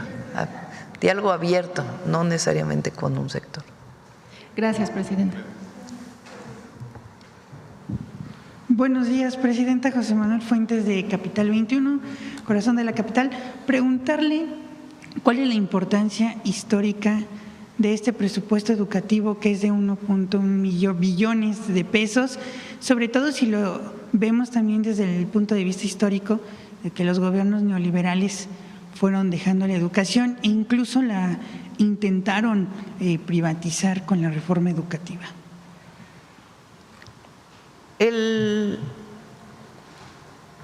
Digamos que la primera gran medida de austeridad que se toma es en la época de Miguel de la Madrid, ¿no? ¿Verdad? Y decían hay que reducir el gasto. ¿Quién daba esas orientaciones? El Fondo Monetario Internacional, el Banco Mundial, que era quien prestaba los recursos. Hay que reducir el gasto público. Y entonces, ¿en dónde disminuían? Salud, educación, cultura, todo lo que tiene que ver con derechos sociales. Ahí era la mayor reducción. Nosotros, ¿qué decimos? Nosotros no llevamos a cabo esas políticas de austeridad del pasado. Le llamamos austeridad republicana, porque tiene que ver con reducir el costo del gobierno a la sociedad. El gobierno no tiene que ser gigantesco para cumplir con su tarea. Mientras más eficiente, mejor. Entonces reduce los gastos administrativos y se dedican los recursos a lo esencial. Incluso decían gasto en educación, nosotros le llamamos inversión educativa. Inversión en educación, porque no es un gasto, es una inversión. Entonces este año estamos dando más recursos a educación básica, más recursos a educación media superior y más recursos a educación superior, más recursos a becas y más recursos a mejoramiento de la infraestructura educativa, a escuelas. Ese es el programa completo. Las becas para niños y niñas pues son muy importantes, las vamos a dar en dos partes. Primero cuarto, quinto y sexto, y después ya cerraremos el 2026 ya de primero a sexto de primaria. De tal manera que desde primero de primaria hasta el tercero de preparatoria estés becado. Y ya después vamos a ir apoyando poco a poco a más becas de universidad. Y en este sentido del presupuesto también me gustaría destacar el tema del sistema de cuidados, porque también se va a destinar 466 mil millones de pesos. ¿Esto cómo va a beneficiar pues a la propuesta que usted tiene de ampliar el sistema de cuidados? Por primera vez el presupuesto público tiene anexos de transversalidad, así se le llama. Entonces, se hace una suma de todos los presupuestos que hay para la Secretaría de las Mujeres, para apoyo a adultos mayores, para algo de becas que tiene que ver con cuidados, con metodologías internacionales, no es un invento, sino con metodologías internacionales, se suma lo que tiene que ver con sistema de cuidados. No quiere decir que ahora hay 464 mil millones de pesos adicionales al sistema de cuidados, sino que por primera vez aparece en el presupuesto todo lo que el gobierno destina al sistema de cuidados. ¿Qué nuevas cosas hay para el sistema de cuidados? Para apoyar a las mujeres. Los CECIS, los Centros de Educación y Cuidado Infantil, los centros libres, que es un centro libre por cada municipio de apoyo integral a las mujeres. Esas dos son las principales acciones nuevas que se hacen dentro del sistema de cuidados. Hay un anexo transversal de pueblos indígenas. Entonces, no solamente viene ahora lo que es del FAIS que va a pueblos indígenas, o sea, el presupuesto que se da directo a las comunidades, sino también todos los apoyos del bienestar que van a comunidades indígenas, se suman y se ponen en ese anexo. Igual para mujeres, hay un anexo para el caso de género y otros temas. En otro tema, Presidenta, ahorita que se tocaba el tema de los aranceles, preguntarle cómo van las pláticas, por ejemplo, con la India, porque también la India es un país con el que no tenemos tratado comercial. ¿Cómo van las pláticas? Sobre todo porque usted ha mencionado que tienen el interés su gobierno en fortalecer el sector farmacéutico y tener una relación con la India. Sí, por ejemplo, vehículos es una parte que tiene aranceles, vehículos importados. Nosotros no importamos de la India, ¿no? Se importa, pero muy poquitito de los vehículos, estos pequeños que son casi de manera individual su importación. Prácticamente no hay afectaciones en lo que importamos de la India y seguimos trabajando con ellos en distintos temas. Siempre vamos a hacer mesas de trabajo, de diálogo. Lo que es muy importante es que nosotros no estamos en contra de esos países, ni es una actitud discriminatoria, ni tiene que ver con un solo país, ni queremos generar algún conflicto con ellos, ni mucho menos, y nos interesa el comercio con ellos. Es una medida que tomamos de fortalecimiento de la economía nacional con aquellos países con los que no se tiene tratado dentro del marco legal de la Organización Mundial de Comercio. Por último, también preguntarle, hace unos instantes se publicó una lista de streamers con mayor visualizaciones y usted está en tercer lugar. ¿Qué opinión le merece, Presidenta? No lo he visto, no lo pude ver. Pero pues gracias por ver la mañanera. Ya subió de rating ahora que regresamos de vacaciones. En vacaciones bajamos un poquito. La gente estaba en otros temas. Pero ya regresamos poco a poco a nuestro rating habitual. Muchas gracias, Presidenta. Bueno, vamos sobre. Lo vemos el miércoles si quieres, para que traiga bien la nota y que se pueda explicar, si te parece. Vamos sobre educación, a ver aquí y luego acá. Buenos días, Presidenta. Julio Mar Gómez, de Medios Digitales del Pacífico, Más del Pacífico. Pues después de la tormenta viene la calma, Presidenta. Ahí en Baja California Sur, pues después del huracán Lorena, pues saldo blanco, así fue el Consejo Estatal de Protección en coordinación con los 3 órdenes de gobierno, y pues Los Cabos también es bello, y pues afortunadamente entre sociedad y gobierno, bajo al mando del alcalde, pues se embelleció nuevamente y está al 100 turísticamente hablando Baja California Sur, y septiembre es el peor mes para los huracanes y se están preparando precisamente para ello. Presidenta, tuve la oportunidad de estar en el IMSS Troncoso, IMSS del siglo XXI aquí en la Ciudad de México. Pues me he dado cuenta del cambio y el avance que ha tenido esta institución. Sin embargo, estuve en la especialidad de cirugía plástica y reconstructiva y tuve la oportunidad de estar al lado de una persona, una mujer, la cual pues después de haber tenido este proceso de cáncer de mama, pues perdió un seno, vaya. Vi a otras personas que habían perdido 2. Había un programa en el IMSS, tuve la oportunidad de hablar con una médica especialista que comentaba que existía ese programa, ya no está, y pide si podría volverse a retomar, dado que pues es algo que a las mujeres afecta muy puntualmente en su problemas psicoemocionales. Sí, está contemplado.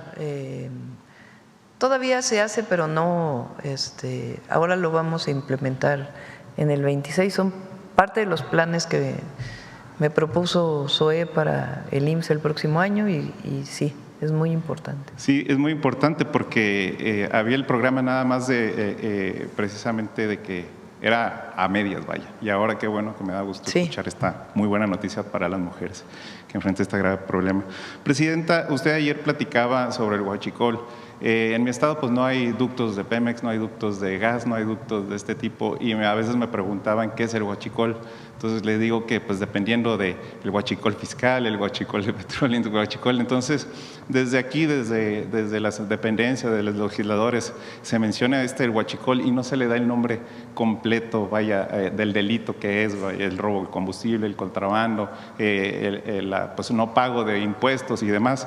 Y también se menciona mucho, y si queremos cambiar una cultura, pues de los cárteles, el cártel inmobiliario, el cártel del gol, el cártel de muchas cosas, y pues desde aquí mismo estamos cometiendo estos errores, incluso hasta en los propios medios. Y lo digo referente porque ya pusieron un nuevo cártel en La Paz, Baja California Sur, que le llaman el cártel del agua, en donde se coluden algunos sectores de pipas y también sectores presuntamente de políticos y también de gobierno municipal. Sin embargo, los piperos y ciudadanos al que no les llega el agua tienen un problema, que le han cerrado las garzas y no pueden distribuir este agua. Piden que a través de usted y a través de Conagua pues se dé una revisión para que pueda ser equilibrado la distribución, dar el agua para poder redistribuir. Los piperos mandan este mensaje que sí podría intervenir el Conagua. Sí, por supuesto, le decimos a Conagua. Muchas gracias, Presidenta. Y también preguntarle al secretario de Educación Pública, ¿cómo es que vincula todo lo que contempló la estructura, a la estructura esta que mencionó, a los programas de salud? Vida Saludable es muy buen programa. Pues uno de los compromisos presidenciales es convertir a las escuelas en espacios para la prevención de la salud y la promoción de la salud y la prevención de las adicciones. Entonces, es una estrategia muy amplia. Empieza con los contenidos.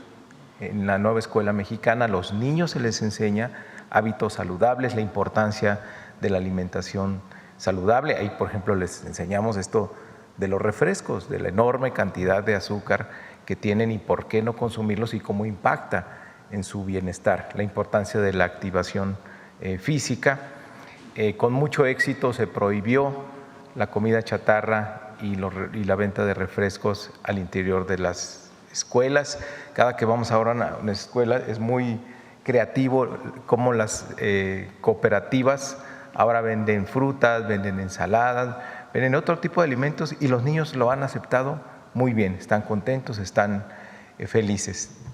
Adicionalmente está la estrategia junto con el IMSS y la Secretaría de Salud, donde se está revisando a todos los niños y niñas de escuelas primarias públicas. Van a ser 12 millones. ya se han revisado ya a 4 millones. Se mide el peso, la talla, se calcula el índice de masa corporal, se les revisa la vista, si tienen necesidad de utilizar lentes, se les revisa su dentadura, se les pone flúor, se detecta si tienen caries. Ahí se genera un reporte, se les da a los padres de familia. Si tienen sobrepeso o obesidad, que vayan a una clínica para recibir orientación nutricional del sector salud. Si tienen caries, lo mismo, que les quiten las caries. Más de la mitad de los niños nunca ha ido al dentista. Ahí se les da ya una cita para que vayan a una clínica del sector salud y se atiendan. Y en el caso de los lentes, también se les da una cita para que se les revise con aparatos de última tecnología si efectivamente necesitan lentes, cuál es la graduación exacta, y se les dan los lentes totalmente gratuitos. De los datos que tenemos ya, que no son encuestas, no son proyecciones, son datos reales de 4 millones de niños y niñas, tenemos que el 4 de cada 10 tienen sobrepeso u obesidad. Por eso la importancia de que en el paquete económico 2026 venga este impuesto al refresco, porque es consistente con la estrategia de vida saludable. Vamos a lograr que esta generación de niños y niñas consuma menos refrescos, pero también tiene que haber menos refrescos en casa.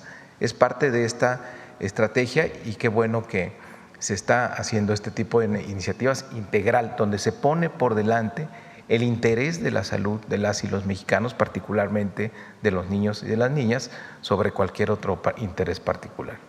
Gracias. Que ya, por cierto, en las redes sociales dicen que es el impuesto de la salud. ¿El impuesto qué? De la salud.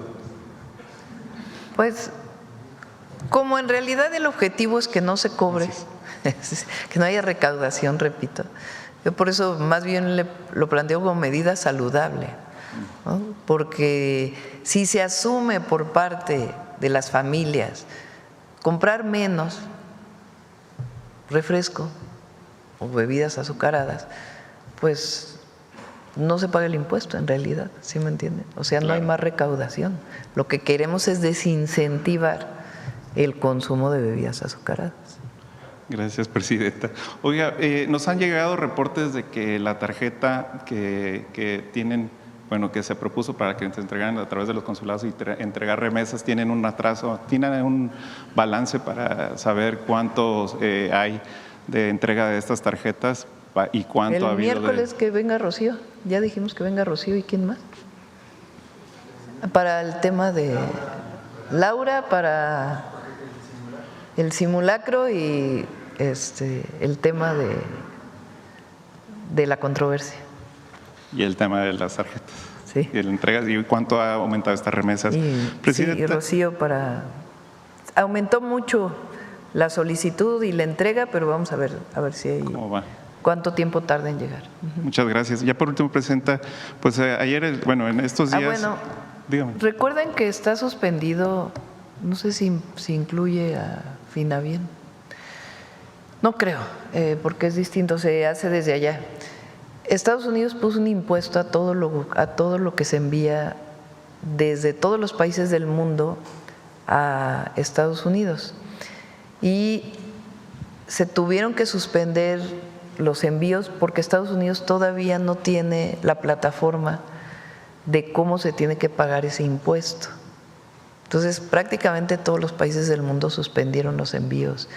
Por ejemplo, las líneas aéreas suspendieron los envíos de carga a Estados Unidos por esa vía, porque no está claro cómo se paga. Creo que ya lo están resolviendo y ya se van a reanudar. No sé si eso influya, pero lo revisamos. Muy bien. Presidenta, el senador Adán Augusto López dice que va a bajar las operaciones del Senado prácticamente en 500 millones de pesos. ¿Para qué alcanzaría si no lo solicitara el Senado en el gobierno de su administración? Pues educación, salud, cultura, lo que le falta al INAH y a cultura de presupuesto, que estoy segura que se va a reorientar del Poder Judicial, pero puede incorporarse, y obra pública, esencialmente creo que. Muchas gracias, presidenta. Sí. Bueno, dije que acá, ¿verdad? Gracias, Ya presidenta. son 9:15. Ya Gracias, además salimos presidenta. hoy de gira. Citlali Guerrero de Bajo Palabra. Presidente, el día de ayer Acipona colocó una reja con puntas cortantes en el malecón de Acapulco, en el mismo lugar en donde el artista visual y ambientalista Luis Arturo Aguirre se tiró un clavado para pedirle que escuchara al pueblo que pide que el Jardín del Puerto no tenga locales comerciales, como usted se Sí, comprometió pero se aquí explicó bien. en noviembre. Preguntarle, Presidenta, si usted dio la instrucción de que se colocaran estas mallas. No di la instrucción, pero con fíjate, puntas. ese día que fui a inaugurar el Marinabús, la gente gritaba 80-20, 80-20. Y pregunté, ¿por qué es eso de 80-20? Me dicen, pues que quieren que 80% sea área libre. Verde. Y solamente el 20% sea Verde y cultura. Sí, nada más que ya tiene banqueta, una parte del puerto. Entonces, pues esa parte no puede ser área verde. Entonces le pregunté al almirante, oiga, ¿y cuánto va a ser área libre? 90%, me dice. Le digo, entonces, ¿cómo 80-20? Si de área libre tiene 90. No, Presidenta. Y luego de área verde es 70%. ¿Por qué no puede ser más? Pues porque es justamente el malecón por donde se camina. Entonces, ha habido muchas reuniones y se ha explicado. Digo, no sé por qué se colocó esta reja, Sí, lo voy y es a con preguntar. punta cortante que impide pues la vista, o sea, los turistas que vayan. Pero no el creo que próximo- sea definitivo, ha de ser algo temporal, pero lo preguntamos para que se te pueda informar. Pues sí, Pero sí es importante que todos sepan. Presidente. Incluso lo dije en mi discurso. Bueno, no va a ser 80-20, va a ser 90-10. 90 área libre y 10 de área comercial. El área comercial, ¿para qué es? Para poder mantener el espacio, no es ningún negocio de nadie, sino que las rentas van a permitir pues mantener todo el espacio. Y de área verde el 70%, porque pues tiene el malecón. Presidenta, el proyecto que presentó Acipona el 29 de julio y que es público tiene 24% de espacios verdes, 18% de locales comerciales, 9% para espacios artísticos que no cumplen con los requerimientos mínimos para hacer una presentación de danza, de teatro. O sea, el escenario es grava suelta, entonces no es el 90% que le informó esta persona, porque es público el proyecto y ellos mismos pusieron el porcentaje que solamente el 24% es área verde. Pues eso es lo que informamos, así va a ser. Y ha habido mucho diálogo, muchísimo. Ha habido muchísimas mesas de trabajo. Esa zona estuvo abandonada por 15 años. 15 años. Nadie Estaba dijo en nada litigio. durante 15 años. Nadie. Nadie dijo nada durante 15 años de esa zona. Ahora que se está recuperando, y siempre hay que escuchar a todos, ¿no? Es que dicen, no queremos que se recupere. Presidenta, eso estaba en litigio porque justamente en el 2011, sí, API cerró esa zona del Jardín del Puerto y ambientalistas se ampararon y el juicio duró 11 años. Entonces no es que haya estado abandonado pues porque el pueblo así lo quería, sino porque al contrario lo estaba defendiendo, estaba en litigio. En 2021 se terminó la concesión del API, Andrés Manuel creó la Acipona y en lugar de que se lo devolviera al pueblo, se lo concesionó otra vez a Acipona pues para hacer estos locales comerciales. Mira, allí hay muchos espacios en Acapulco, muchísimos. Hay ahí un club de golf que es público, que tiene Fonatur, y se pueden sentar para ver en ese espacio qué otras actividades culturales puede haber. O sea, hay muchos espacios en donde se pueden desarrollar actividades culturales.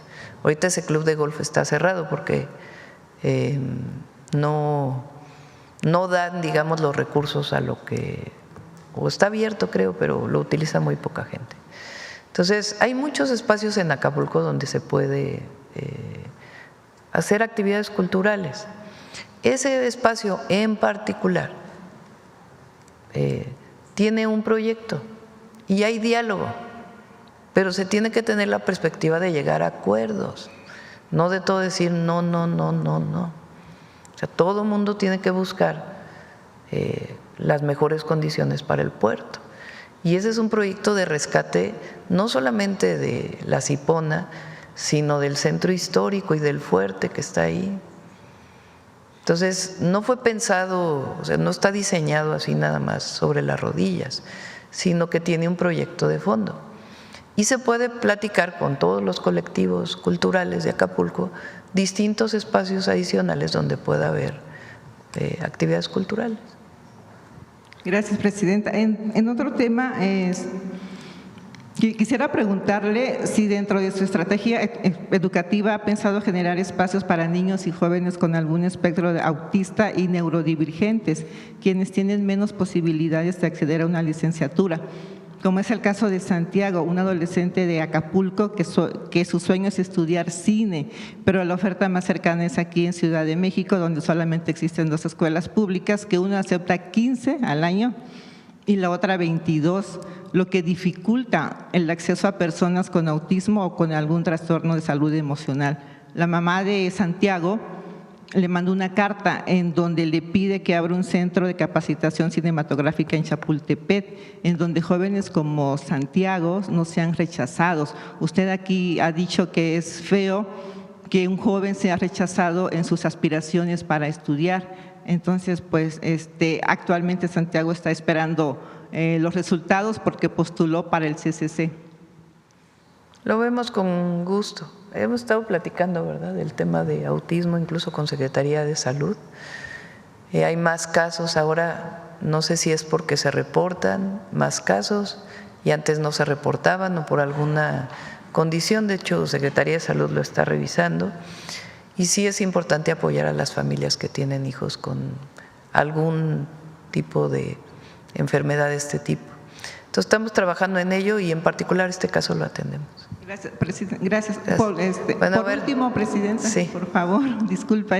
Es una pregunta ya con rezago, porque los resultados de la convocatoria escenarios que lanzó el IMSS, el IMBAL y Cultura, en donde apoyan a 300 grupos de danza y música para que se presenten en escenarios del IMSS en los estados, resulta que el 30% de los beneficiados es de la Ciudad de México. O sea, lo que sigue prevaleciendo pues un centralismo, ¿no? Y estados, por ejemplo, como Guerrero, como Chiapas, que no tienen el mismo desarrollo cultural, no salieron beneficiados ni como grupo ni como escenario. Entonces, es una convocatoria que trata como igual a estados que no tienen el mismo desarrollo cultural. Entonces, preguntarle, pues, Presidenta, si estas convocatorias también deberían de reflejar la desigualdad cultural que hay en los estados, porque si se mantiene así, Guerrero nunca va a salir, ni Chiapas, ni Colima, ¿no? Y siempre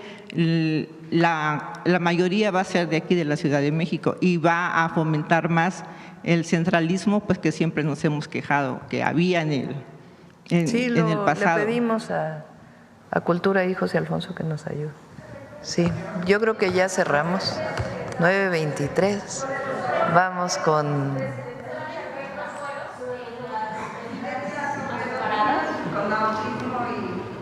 El martes viene… no, el martes no hay mañanera, ¿verdad? Sí, le pedimos a Secretaría de Salud que pueda dar la información de todo lo que incluye las bebidas azucaradas. La Secretaría de Educación. ¿Perdón? Por la alza del IEP que se le va a colocar de videos agresivos. También lo trabajamos, lo traemos la próxima semana, ese tema, porque tiene que ver con seguridad también. Bueno, cerramos. Vamos con Suave Patria. Con su permiso, Presidenta. Gracias. Keaku Newarutsi, la saludo con mucha felicidad, Presidenta. Keaku, secretario, Keaku Yunaite, desde Palacio Nacional. Les acabo de saludar en la lengua wixárika, o el huichol, como muchas y muchos de ustedes lo conocen, una de las lenguas indígenas con presencia en el estado de Zacatecas. Nos encontramos a pocos días de conmemorar un aniversario más del inicio de nuestra independencia. Esta vez será una noche histórica, una noche de alegría, pues por primera vez una presidenta con A encabezará el tradicional grito, una de las ceremonias más entrañables de nuestra nación. De norte a sur, de este a oeste, todo el territorio estará lleno de fiesta. Celebraremos nuestra autonomía, nuestra soberanía, por supuesto nuestra libertad y sobre todo la identidad que nos une como mexicanas y mexicanos. Las plazas, los mercados, las calles de todo México estarán resonando con cantos y músicas que nos recuerden quiénes somos. Entre ellas destaca un sonido muy particular, interpretado con trompetas, clarinetes, tambores y tarolas. Al escucharlo, sentimos la emoción de pertenecer a una patria de tradiciones profundas y de cultura centenaria. Ese sonido nace en los callejones de Zacatecas, donde se creó una de las melodías más representativas de nuestro país. Así que con su permiso, Presidenta, amigas y amigos, les invito a ver la siguiente cápsula. Esta ciudad, con alma de cantera y corazón de plata, lleva en su pulso el tamborazo zacatecano que resuena en sus típicas callejoneadas. Las callejoneadas son tradicionales desde que los mineros salían de trabajar y encontraban un grupito de músicos y se los llevaban tocando por todas las calles. Pues mucha gente que viene de otros lugares pues se maravillan esta bonita tradición que tenemos, en la cual una callejoneada es andar por las calles de Zacatecas con música. Nuestra música, que es el tamborazo zacatecano, es una tradición muy bonita aquí, es nuestra música típica. Ser músico y zacatecano es un gran orgullo para mí, es la cuna de la tambora y yo me siento inmensamente orgulloso de haber nacido aquí en Zacatecas. El tamborazo en una callejoneada significa una expresión de identidad y una manera de dar la bienvenida a Zacatecas. Todos los jueves, viernes y sábados, el sonido de la tambora alegra las calles. Se manifiesta la emoción, la alegría, ya que la música pues es alegría, a veces nos trae algún recuerdo y es muy bonito compartir uno pues este bonito arte de la música. Más allá de la música, la banda me ha enseñado que hay amistades que traspasan cualquier cosa. Aquí crecemos, aquí es nuestra segunda familia y aquí convivimos inclusive muchas veces más que con la propia. Yo siempre trato de estar alegre porque hay que transmitir la alegría a través de la música, pero también hay que estar alegres, no nomás la música. Hay que transmitir toda esta alegría a la gente porque a eso vienen, a divertirse. El tamborazo es el latido del corazón de Zacatecas. Sus ritmos contagiosos y su energía vibrante hacen que la gente se sienta orgullosa de sus raíces y sea una celebración que trasciende generaciones.